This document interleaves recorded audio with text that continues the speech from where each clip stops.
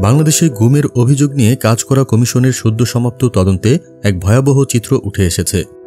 কমিশনের সভাপতি অবসরপ্রাপ্ত বিচারপতি মইনুল ইসলাম চৌধুরী জানিয়েছেন, প্রাপ্ত ১,৮৫০টি অভিযোগ বিশ্লেষণ করে দেখা গেছে এর মধ্যে অন্তত ২৫৩টি গুমের ঘটনা নির্ভরযোগ্য তথ্য প্রমাণসহ প্রতিষ্ঠিত হয়েছে। বৃহস্পতিবার সকালে গুলশানে এক সংবাদ সম্মেলনে তিনি এসব তথ্য তুলে ধরেন। বিচারপতি মইনুল ইসলাম স্পষ্ট ভাষায় জানান, এই গুমের ঘটনাগুলো কোনো বিচ্ছিন্ন বা অসাবধানতাবশত সংঘটিত নয়, বরং এগুলো একটি সুপরিকল্পিত ও প্রাতিষ্ঠানিক দমননীতি অনুযায়ী ঘটানো হয়েছে। বিগত সরকারের শাসনামলে জঙ্গিবাদ বিরোধী অভিযান এবং ইসলামী উগ্রবাদের হুমকিকে পুঁজি করে এই নিপীড়ন চালানো হয়েছে। লক্ষ্য ছিল রাজনৈতিক প্রতিপক্ষকে দমন করা, ক্ষমতা কেন্দ্রীভূত করা, আন্তর্জাতিক মহলে স্বীকৃতি আদায় এবং শাসনের সময়সীমা দীর্ঘায়িত করা।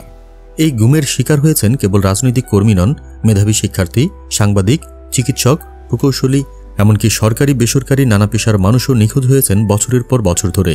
অভিযোগ রয়েছে, বিচার বহির্ভূতভাবে আটকের পর অনেককে গোপনে নির্যাতন করা হয়েছে, অনেককে ফিরিয়ে দেওয়া হয়নি, কাউকে বিদেশি সংস্থার হাতে তুলে দেওয়া হয়েছে, বিশেষ করে ভারতীয় গোয়েন্দা বাহিনীর হাতে, যা আন্তর্জাতিক আইন ও মানবাধিকার চুক্তির সুস্পষ্ট লঙ্ঘন। বিচারপতি মইনুল ইসলাম আরও বলেন, এটি শুধুই জঙ্গি দমনের নামে পরিচালিত একটি প্রশাসনিক ত্রুটি নয়, বরং রাজনৈতিক উদ্দেশ্যপ্রণোদিত এক দমনযন্ত্র। এখানে বিচার ব্যবস্থা, আইনশৃঙ্খলা বাহিনী এবং গোয়েন্দা সংস্থাকে রাজনৈতিক নিয়ন্ত্রণে এনে ব্যবহার করা হয়েছে জনগণের বিরুদ্ধে। তিনি জানান, এখন পর্যন্ত গুম হয়ে নিখোঁজ থাকা ১২ জনের বিষয়ে প্রাথমিক অনুসন্ধান সম্পন্ন হয়েছে। এদের মধ্যে কারা জড়িত তা নির্ধারণ করা গেলেও তদন্তের স্বার্থে এই মুহূর্তে অধিকতর তথ্য প্রকাশ করা হচ্ছে না।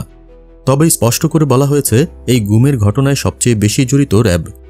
বাংলাদেশের অভ্যন্তরীণ গোয়েন্দা সংস্থার পাশাপাশি ভারতীয় গোয়েন্দারাও জড়িত, যদিও দেশের বাইরে জড়িতদের বিরুদ্ধে সরাসরি কোনো ব্যবস্থা নেওয়ার এখতিয়ার কমিশনের নেই। এই রিপোর্ট বাংলাদেশের রাজনৈতিক ও মানবাধিকার পরিস্থিতি নিয়ে আন্তর্জাতিক মহলে নতুন করে প্রশ্ন তুলবে বলেই বিশ্লেষকদের ধারণা। এখন দেখার বিষয়, সরকার কিভাবে এই চাঞ্চল্যকর তদন্ত প্রতিবেদনকে গ্রহণ করে এবং জড়িতদের বিরুদ্ধে কোনো পদক্ষেপ গ্রহণ করে কিনা। আপনারা দেখছিলেন প্রতিদিন সকাল।